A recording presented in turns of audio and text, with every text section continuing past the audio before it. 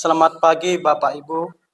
Eh, Terima kasih atas kesempatan yang diberikan kepada saya dan terima kasih juga kepada atas meluangkan waktunya untuk hadir di seminasi aksi nyata budaya positif, di mana Bapak Ibu, saya adalah peserta calon guru penggerak angkatan 8 dari SMK Negeri 1 Rangas.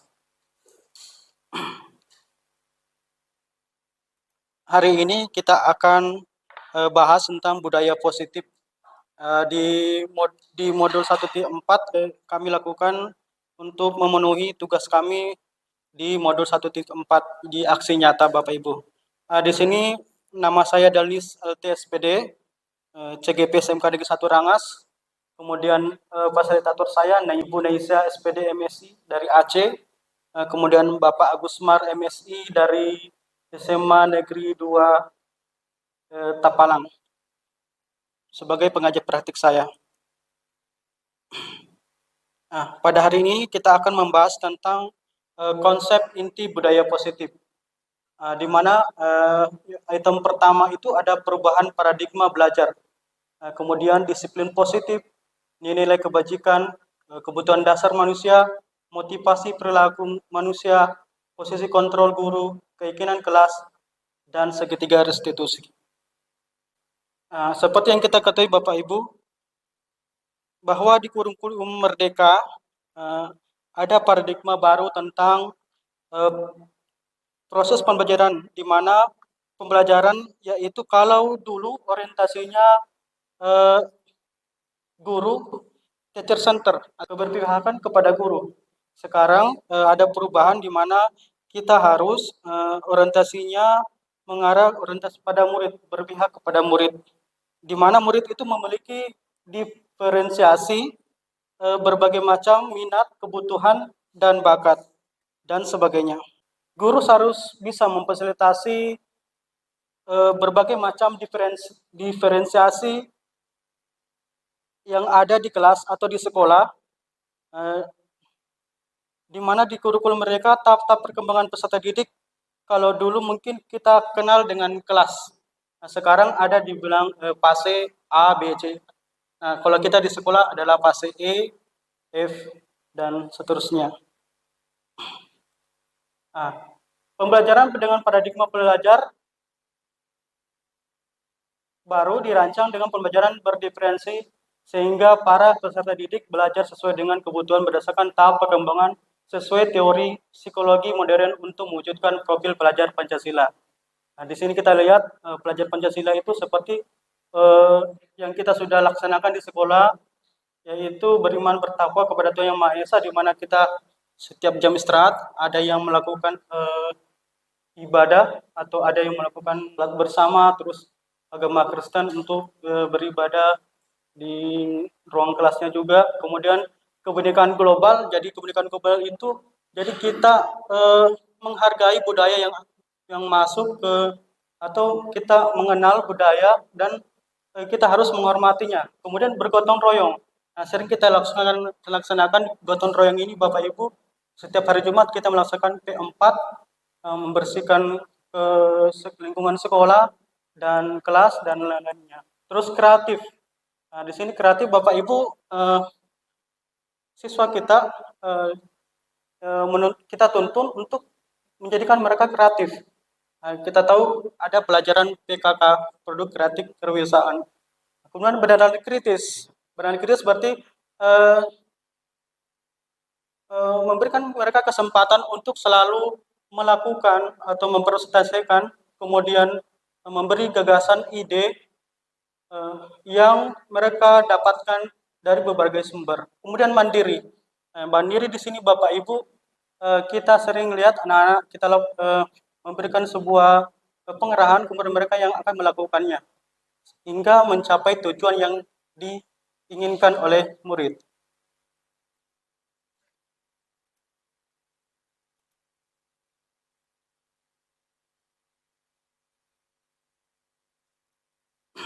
Nah, ini adalah miskonsepsi teori kontrol. Nah, miskonsepsi teori kontrol ini ternyata ini yang membuat kita dari dulu guru merasa bahwa hal ini yang baik saya lakukan. Ternyata di dalam buku Ki Hajar Dewantara itu eh, dia menul- dia menuliskan konsepsi teori kontrol ilusi guru mengontrol murid. Nah, artinya ini Bapak Ibu, hal ini keliru Bapak Ibu. Karena guru tidak bisa mengontrol murid. Yang mengontrol murid itu adalah dirinya sendiri. Nah, kemudian ada ilusi bahwa kritik dan membuat orang merasa bersalah dapat menguatkan karakter. Nah, ini juga membuat kita keliru juga. Ini kemudian ilusi bahwa semua penguatan positif, efektif dan bermanfaat. Nah, itu juga membuat kita keliru. Nah, kemudian ilusi bahwa orang dewasa memiliki hak untuk memaksa. Nah, pada dasarnya guru biasa memaksa bahwa kamu harus menjawab pertanyaan sesuai dengan teori. Padahal kalau eh, pemikiran murid melalui minat dan bakat dan kebutuhannya, mereka pasti mempunyai jawaban yang berbeda. Maka dari itu eh, kita harus merubah paradigma tersebut dengan stimulus respon. Nah, dengan teori kontrol. Nah, yang realitanya kebutuhan kita melihat memandang kebutuhan kita sama. Kebutuhan kita sama, tetapi menurut teori kontrolnya itu kebutuhan kita berbeda. Kemudian ada semua orang melihat hal yang sama. Jadi kita melihat murid itu sama, padahal mereka semua berbeda, memiliki gambaran yang berbeda, dan kita harus pahami setiap murid-murid dan tingkah laku mereka. Kemudian kita mencoba mengubah orang agar berpandangan sama dengan kita.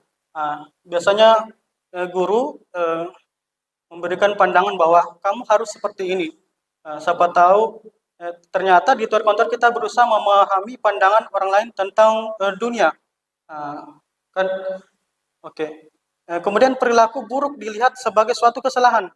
Kadang kalau kita lihat anak-anak kita terlambat masuk kelas, pasti ada alasan tersendiri kenapa mereka terlambat masuk kelas. Teori kontrolnya semua perilaku memiliki tujuan. Mereka terlambat karena ada sesuatu, ada alasan dan ada tujuannya. Kemudian orang lain bisa mengontrol saya. Pada dasarnya Bapak Ibu, teori kontrol hanya ada Anda yang bisa mengontrol diri Anda. Nah, contoh kalau kita mempertahankan sesuatu, kita pegang sesuatu benda, terus tiba-tiba teman atau yang lain datang mengambil atau merampas kita, pasti kita akan pertahankan. Karena kita yang mengontrol diri kita untuk mempertahankan benda tersebut jangan diambil oleh teman kita. Meskipun dihardik, diancam, disuap, itu pasti kita akan tetap mengontrol diri kita untuk mempertahankannya. Kemudian saya bisa mengontrol orang lain. Nah, belum tentu ya Bapak Ibu, semua orang kita bisa kontrol.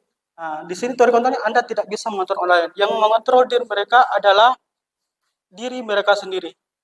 Nah, terus pemaksaan ada pada saat bujukan gagal. Nah, pemaksaan ada pada bujukan gagal. Nah, di sini kita selalu, setiap kita masuk kelas, kita selalu buat kesepakatan atau peraturan. Nah, di sini kita akan merubah mindsetnya, di mana kolaborasi dan konsensus menciptakan pilihan-pilihan baru melalui keyakinan. Kenapa keyakinan Bapak Ibu? Apa beda keyakinan dan peraturan? Peraturan itu bersifatnya yang membuat itu adalah guru dan warga sekolah atau lingkungan sekolah. Sedangkan kalau keyakinan murid dan guru yang menyepakatinya. Jadi dengan keyakinan ini mereka akan sadar sendiri kenapa saya harus langgar, saya tidak boleh melanggar keyakinan itu. Nah, kemudian model berpikir menang kalah. Nah, yang kita biasa Bapak Ibu merasa bahwa guru menang, harus menang, harus menang. Ternyata di teori kontrol model berpikir itu menang-menang. Jadi tujuan pembelajaran guru tercapai Kemudian murid-murid pun atau siswa kita pun dapat meraih apa yang mereka impikan atau dambakan sesuai dengan minat dan kebutuhan masing-masing.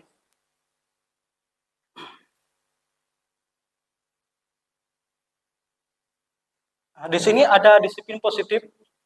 Disiplin positif berasal dari Latin disiplina, yaitu yang artinya belajar disiplin mengacu pada disiplin diri yang memiliki tanggung jawab terhadap apa yang dilakukan berdasarkan nilai-nilai yang diyakini. Kemudian pengertian yang lainnya, disiplin positif merupakan salah satu cara penerapan disiplin yang bertujuan untuk menumbuhkan kesadaran serta memberdayakan peserta didik tanpa imbalan penghargaan, ancaman, atau hukuman. Sebagai pendidik, tujuan kita adalah menciptakan peserta didik yang memiliki disiplin diri sehingga mereka berperilaku dengan mengacu pada nilai-nilai kebajikan universal dan memiliki motivasi intrinsik dalam perubahan perilaku ke arah yang lebih baik. Ini motivasi intrinsik Bapak Ibu mulai dari diri. Jadi motivasi itu mulai dari diri, jadi internal yang dimaksud di sini.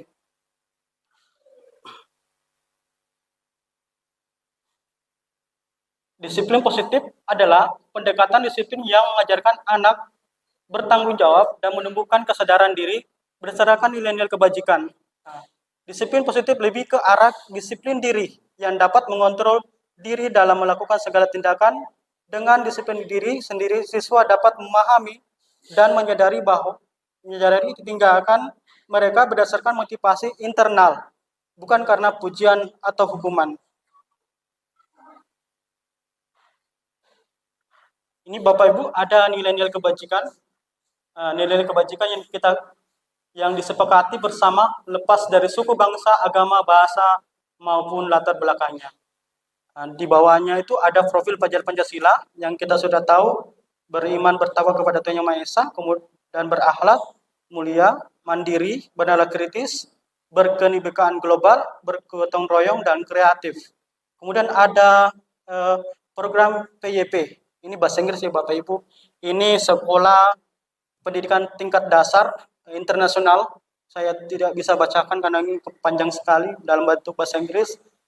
Di mana nilai kebajikannya itu toleransi, rasa hormat, integritas, mandiri, menghargai, antusias, empati, keinginan tahunan, kreativitas, kerjasama, percaya diri, dan komitmen. Kemudian keterampilan hidup.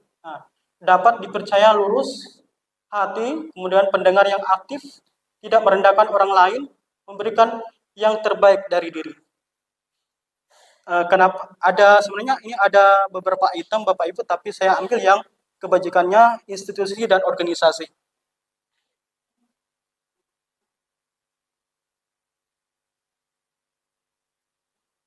Kemudian kebutuhan dasar manusia. Kebutuhan dasar manusia adalah segala sesuatu yang kita lakukan untuk mendapatkan apa yang kita inginkan.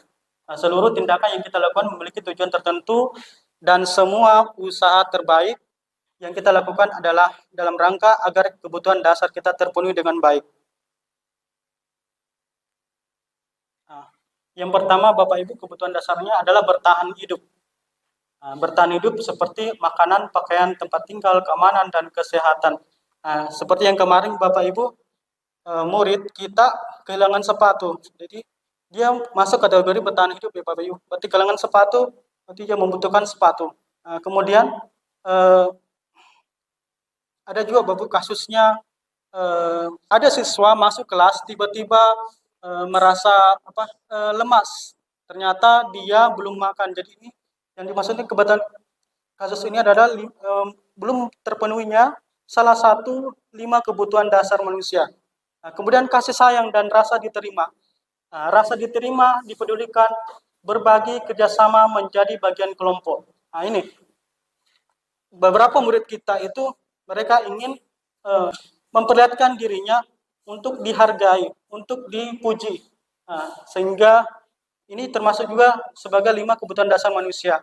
Terus penguasaan Bapak Ibu. Penguasaannya harga diri, keinginan untuk dianggap berharga, diakui, didengarkan, diakui atas prestasinya.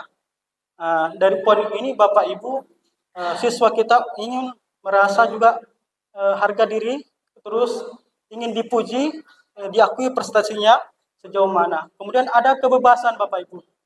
Kemandirian memiliki pilihan mencoba hal baru dan mampu mengendalikan arah dirinya.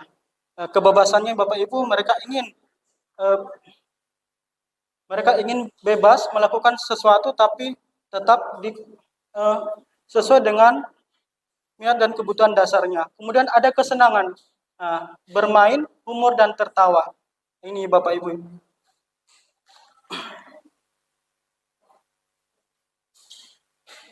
Nah, di atas ada motivasi perilaku manusia. Bagaimana kita menganalisis murid atau macam-macam motivasi pada diri kita. Contoh seperti di atas ya Bapak Ibu, ada motivasi eksternal, motivasi dari luar, di mana untuk menghindari ketidaknyamanan hukuman, apa yang akan terjadi apabila saya tidak melakukannya? Ya, contoh pertanyaannya, apa yang akan terjadi apabila saya tidak melakukannya? Contoh lain yang sederhana mungkin motivasi eksternal dari siswa ya Bapak Ibu.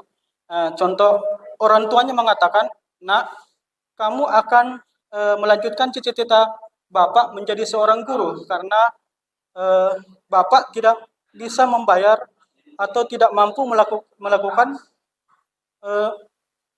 pembelajaran pada saat Bapak masih mau sekolah, tidak dapat saya tercapai cita-cita saya menjadi seorang guru, maka saya akan menurunkan kepada Ananda atau anaknya tadi." Itu adalah motivasi eksternal dari orang tua kepada anaknya. Kemudian di bawah juga sama Bapak Ibu, motivasi eksternal untuk mendapatkan imbalan dari orang lain, institusi. Pertanyaannya, apa yang akan saya dapatkan apabila saya melakukannya? Sama tadi Bapak Ibu. Jadi ia ingin melakukan sesuatu hanya untuk mendapatkan imbalan dari orang lain. Kemudian motivasi internalnya. Jadi motivasi dimulai dari dalam diri. Jadi ada kemauan dari dalam diri, dari hatinya untuk melakukan perubahan. Contoh Bapak Ibu, ini anak melihat keadaan atau kebutuhan orang tuanya, dia memandang bahwa saya harus berubah. Di mana di akhir tahun ini adalah saya memakai seragam putih abu-abu. Maka dia mendorong dirinya, si anak ini untuk merubah, untuk melakukan hal baru agar bisa menjadi anak yang bisa menjadi motivasi tersendiri untuk orang tuanya untuk bisa maju atau merubah dirinya dalam minat, bakat, dan kebutuhannya. Ini adalah motivasi yang akan membuat seorang memiliki disiplin positif. Jadi yang dikemukakan motivasi perilaku manusia ini adalah psikiater dari atas nama Dianes. Perbedaan antara hukuman dan konsekuensinya. Hukuman dan konsekuensi. Hukuman tidak terencana tiba-tiba. Murid tidak tahu apa yang akan terjadi dan tidak dilibatkan. Hukuman bersifat satu arah, berupa fisik maupun psikis. Beda dengan konsekuensinya. Konsekuensinya terencana atau sudah disepakati, sudah dibahas dan disetujui oleh murid dan guru. Murid tetap dibuat tidak nyaman. Sikap guru di sini senantiasa memonitor murid. Konsekuensinya, contoh konsekuensinya, siswa kita panjang rambutnya tidak sesuai dengan peraturan sekolah. Kemudian restitusi. Restitusi proses menciptakan kondisi bagi murid untuk memperbaiki kesalahan. Proses kolaboratif yang mengajarkan murid untuk mencari solusi untuk masalah. Dari restitusi ini pasti ini yang membuat Bapak Ibu masih bertanya-tanya, apa itu restitusi? Restitusi adalah proses menciptakan kondisi bagi murid untuk memperbaiki kesalahan mereka, sehingga mereka bisa kembali pada kelompok mereka dengan karakter yang lebih kuat. Restitusi juga adalah proses kolaboratif mengajarkan murid untuk mencari solusi untuk masalah dan membantu murid berpikir tentang orang seperti apa yang mereka inginkan dan bagaimana mereka harus memperlakukan orang lain. Ini Bapak Ibu. Nah, di sini pada saat kita bertemu dengan murid yang seperti ini, kita akan selalu tanyakan kenapa membuat kesalahan tersebut, apa alasannya. Nah, terus kita memberikan umpan balik bahwa hal itu tidak sesuai dengan keyakinan yang ada, yang sudah kita sepakati di dalam kelas maupun di sekolah. Di sini ada tindakan guru, kemudian ada hukuman atau sanksi konsekuensinya. Nah, ini adalah contoh yang akan kita lihat bersama, yang mana dikatakan hukuman dan mana dikatakan konsekuensinya. Nah, yang pertama, mencatat 100 kali di dalam buku kalimat, saya tidak akan terlambat lagi karena terlambat ke sekolah. Kira-kira ini masuk di mana, Bapak Ibu? Hukuman atau konsekuensi? Karena mereka kan sudah tahu bahwa terlambat berlari 100 kali. Mencatat 100 kali di dalam buku kalimat. Ya. Oke. Hukuman ya Bapak Ibu? Hukuman atau konsekuensi? Hukuman tiba-tiba ya Bu, tiba-tiba. Sedangkan konsekuensinya itu sesuai dengan peraturan sekolah. Berarti hukuman Bapak Ibu. Kemudian lari mengelilingi lapangan basket 2 kali karena terlambat hari di sekolah. Hukuman, ya. Murid diminta untuk push up 15 kali karena tidak menggunakan masker ke sekolah. Hukuman, ya. Menggantikan kertas tugas teman yang telah dicoret-coret. Kemudian membersihkan tumpahan air di meja tulis karena tersenggol pada saat belajar. Oke. Meminta murid tidak mengenakan sepatu seharian di sekolah karena tidak mengenakan sepatu hitam. Lari mengelilingi lapangan basket 2 kali karena terlambat 10 menit untuk pelajaran penjaga. Ini ya. Oke. Betul Bapak Ibu. Nah, tadi menggantikan kertas tugas teman yang telah dicoret-coret itu konsekuensi. Nah, terus membersihkan tumpahan di meja tulis karena tersenggol pada saat berkonsekuensinya. Nah, kita masuk di 5 posisi kontrol guru. Nah, di sini ada 5 posisi kontrol guru. Ada penghukum, pembuat merasa bersalah, teman, pemantau, manajer. Nah, di sini nanti kita akan belajar bersama bahwa di mana posisi kita sebagai guru.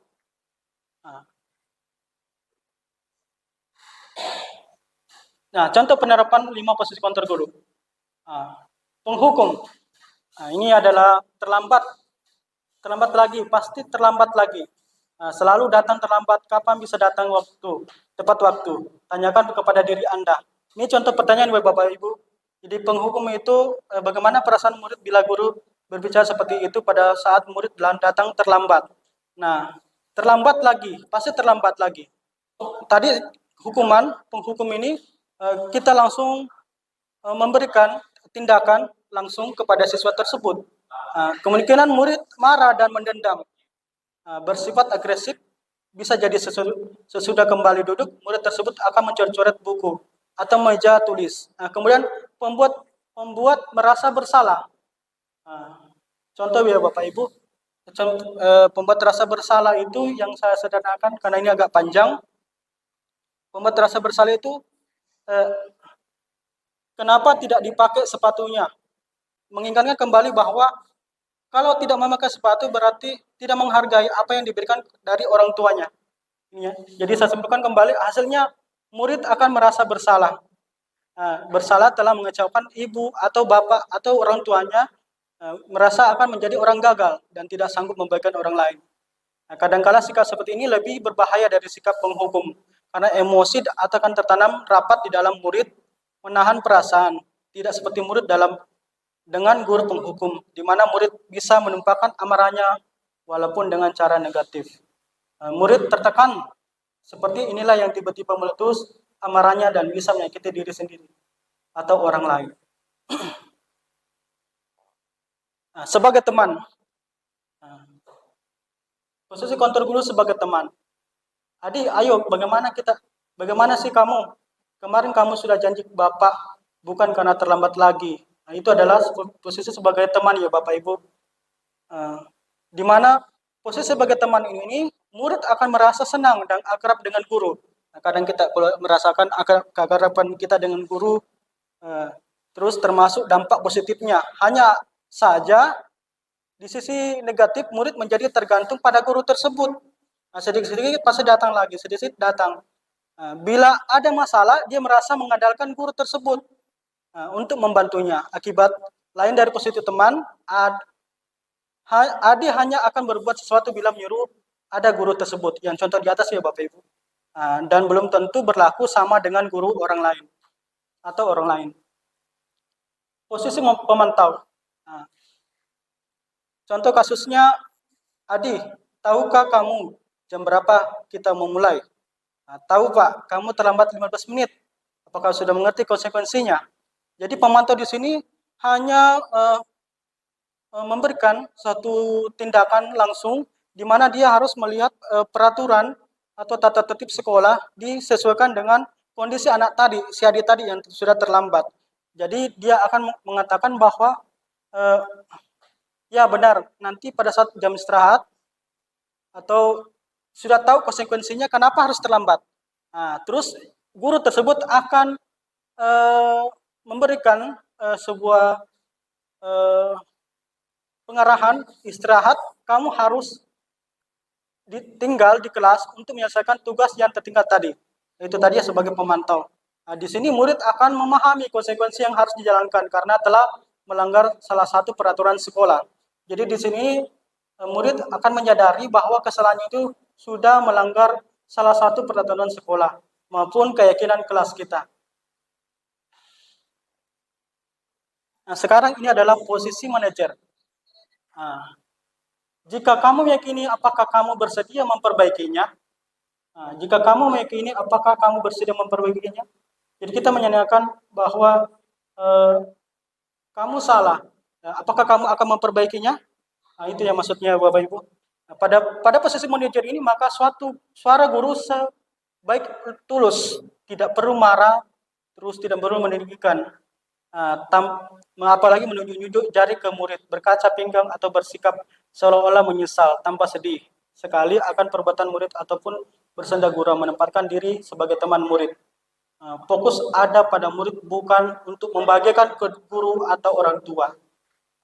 Murid sudah mengetahui adanya suatu masalah dan sesuatu yang pula perlu terjadi.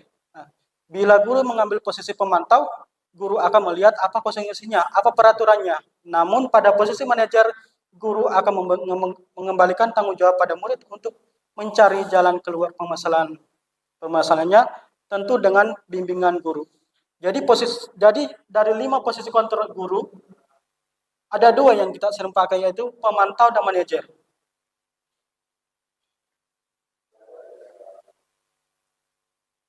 Nah, di sini ada contoh lagi Bapak Ibu.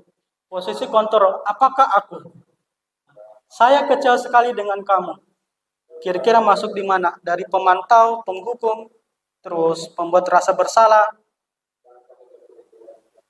Yang tadi Bapak Ibu, yang ini penghukum, pembuat rasa bersalah, teman, pemantau, dan manajer. Nah, kira-kira tadi ini saya kecewa sekali dengan kamu. Pembuat rasa bersalah. Nah, terus patuhi aturan saya atau awas. Patuhi aturan saya atau awas. Jadinya ancaman ya Bapak Ibu. Patuhi penghukum. Ya. Ya sudah, kali ini tidak apa-apa, nanti Ibu bantu bereskan. Teman. Ya, betul Bapak Ibu. Jadi yang pertama adalah pembuat merasa bersalah, kemudian penghukum dan teman. Kemudian ada lagi, apa rencana kamu untuk memperbaiki hal ini? Manajer, ya betul Bapak Ibu. Terus ayo bantulah demi Bapak ya.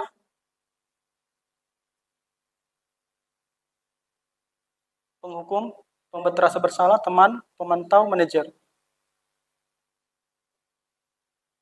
Ayo bantulah demi Bapak ya. Teman, betul. Oke. Jadi jawabannya adalah manajer, pemantau, dan teman. Nah, di sini ya Bapak Ibu, kita masuk di keyakinan kelas. Nah, di sini menjadi keyakinan kelas kemarin yang saya praktekkan kepada siswa kelas 12 dan kelas 11 itu apa? Dari modul ini menjadi tamparan keras untuk saya. Kenapa? Saya coba untuk membuat keyakinan kelas dengan beberapa siswa, ternyata keyakinannya itu memberikan bahwa kamu nilai guru seperti apa saya. Ternyata mereka mengatakan hampir 80% mengatakan Bapak tidak pernah senyum. Terlalu horor. Jadi mereka ingin melakukan pembelajaran yang menyenangkan. Jadi mereka ingin sesuatu pembelajaran yang menyenangkan dengan membuat mereka tertawa atau humor sedikit. Itu yang dimaksudnya Bapak Ibu. Nah, di sini keyakinan kelas. Mengapa keyakinan kelas? Mengapa tidak peraturan kelas saja? Nah, keyakinan kelas tadi yang saya sudah katakan bahwa yang dibuat adalah murid dan guru. Nah, keyakinan ini akan berdampak baik pada murid kita.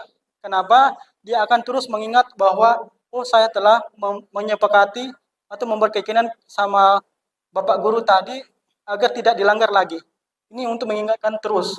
Kemudian mengapa tidak peraturan kelas saja? Peraturan tadi saya katakan bahwa peraturan yang mengikat. Artinya bisa dibuat oleh guru sendiri, bisa juga dibuat oleh warga sekolah atau peraturan sekolah. Nah, keyakinan kelas lebih bersifat abstrak daripada peraturan. Nah, dibuat dalam pernyataan positif. Nah, pernyataannya nilai kebajikan universal, dibuat kalimat sedikit saja agar mudah diingat. Sesuai dengan kondisi kelas dan semua warga kelas dilibatkan dalam pembuatan keyakinan kelas. Nah, sedangkan peraturan kelas dibuat oleh guru tanpa memikirkan kebutuhan murid atau apa yang murid inginkan. Ini ya perbedaannya keyakinan dan peraturan. Kayak kemarin-kemarin saya mulai merubah sesuatu atau suasana kelas yang dengan membuat keyakinan kelas. Nah, di sini ada contoh keyakinan kelas. Nah, selalu kembalikan buku ke tempatnya. Di sini akan muncul nilai kebajikan apa yang kita lihat di sini Bapak Ibu. Tadi kita sudah bicara nilai kebajikan, mungkin sudah dilupa barangkali. Ini ya, langsung saja jawabannya. Nah, selalu kembalikan buku ke tempatnya. Berarti tanggung jawab Bapak Ibu, tanggung jawab peserta didik, murid kita untuk mengembalikan buku pada tempatnya. Kemudian dilarang mengganggu orang lain. Nah, ini peraturannya Bapak Ibu. Jadi peraturan sebelah kiri adalah kalimat peraturan, sebelah kanan itu adalah kalimat keyakinan kelas yang sudah disepakati bersama. Nah, dilarang mengganggu orang lain. Keyakinannya menghormati orang lain dan diri sendiri. Nah, kemudian peraturannya lagi yang di bawahnya, hadir di sekolah 15 menit sebelum pembelajaran dimulai. Nah, kalau dalam keyakinan kelasnya menghormati orang lain. Nah, komitmen pada tujuan. Di sini nilai kebajikannya adalah berkomitmen. Nah, kemudian dilarang melakukan kekerasan. Berarti nilai kebajikannya keselamatan, menghormati orang lain. Jadi ada dua ya Bapak Ibu terbentuk, yaitu keyakinan kelas dan nilai kebajikannya. Nah, kemudian dilarang menggunakan narkoba. Berarti keyakinannya adalah kesehatan, jaga kesehatan. Nah, kemudian berganti atau menunggu giliran. Berarti keyakinannya menghormati orang lain. Nilai kebajikannya adalah kesabaran. Kemudian menggunakan masker. Nah, keyakinannya adalah jaga kesehatan, kemudian keselamatan. Ini sudah dua ya Bapak Ibu, keyakinan dan nilai kebajikan yang dituju. Kemudian jangan berlari di kelas atau koridor. Nah, sama saja ini ada keselamatan dan keamanan. Menjadi keyakinan dan nilai kebajikan. Nah, di sini ada segitiga restitusi. Pengertian segitiga restitusi, suatu proses dialog yang dijalankan oleh guru atau orang tua agar dapat menghasilkan murid yang mandiri dan bertanggung jawab.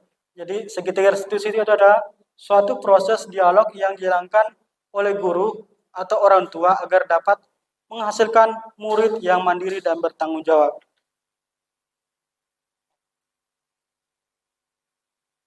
Nah, terdapat 3 tahapan Bapak Ibu. Yang pertama, menstabilkan identitas. Nah, kita tanya dulu, kenapa kamu melakukan ini? Betul kata tadi, ada saya menerima laporan bahwa si Adi tadi itu kamu melakukan tidak apel pagi. Kenapa tidak apel pagi? Saya tadi dapat laporan. Kemudian validasi tindakan yang salah. Jadi kita memvalidasi mendengarkan dulu apa ocehannya apa alasannya kenapa murid kita ini melakukan tindakan tersebut. Nah, kemudian kita validasi tindakan yang salah tersebut dengan cara betul. Nah, semua orang pasti pernah berbuat salah. Nah, begitu juga terus kemudian menyanyikan keyakinannya. Nah, menyanyikan keyakinan kepada murid tadi. Kita sebagai guru menyanyikan bahwa eh, yang kamu lakukan sesuai tidak dengan keyakinan kelas yang kita sepakati. Kalau tidak sesuai, perbaiki dan rubah. Dan kita memperbaiki dan merubah sesuai dengan keyakinan apa yang kita sepakati tadi. Menstabilkan identitas ya Bapak Ibu, bagian dasar dari segitiga kebutuhan untuk mengubah identitas dari anak yang gagal karena melakukan kesalahan menjadi orang yang sukses atau bisa memperbaiki kesalahannya. Ini Bapak Ibu, menstabilkan identitas berbuat salah itu tidak apa-apa. Nah, ini tadi kalimatnya Bapak Ibu. Kalau kita guru, kalimatnya yang biasa kita ungkapkan untuk menstabilkan identitas pada saat kita ketemu dengan murid-murid yang bermasalah atau ada tindakannya berlebihan, ini kata kalimatnya, berbuat salah itu tidak apa-apa. Kemudian tidak ada manusia yang sempurna. Kemudian saya juga pernah melakukan kesalahan seperti itu. Kemudian kita bisa menyelesaikan ini. Bapak Ibu tidak tertarik mencari siapa yang salah, tapi Bapak Ibu ingin mencari solusi dari permasalahan ini. Kemudian kamu berhak merasa begitu. Nah, kemudian ada lagi, apakah kamu sudah menjadi teman yang baik buat dirimu sendiri? Kemudian kalimat berikutnya, validasi tindakan yang salah. Nah, seorang guru yang memahami teori kontrol pasti akan mengubah pandangannya dari teori stimulus respon ke cara berpikir proaktif yang mengenali tujuan dari setiap tindakan. Nah, contoh kalimatnya, padahal kamu bisa melakukan yang lebih buruk dari ini ya. Nah, untung kamu bisa mengendalikannya. Itu kalimatnya contoh ya. Validasi tindakan yang salah. Padahal kamu bisa melakukan yang lebih buruk dari ini ya. Untung kamu bisa menahan diri, menahan emosi. Nah, kemudian kamu pasti punya alasan mengapa melakukan hal itu.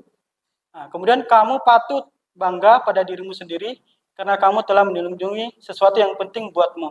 Nah, kemudian kamu boleh mempertahankan sikap itu, tapi kamu harus menambahkan sikap yang baru. Kemudian ini menanyakan keyakinan Bapak Ibu tadi saya.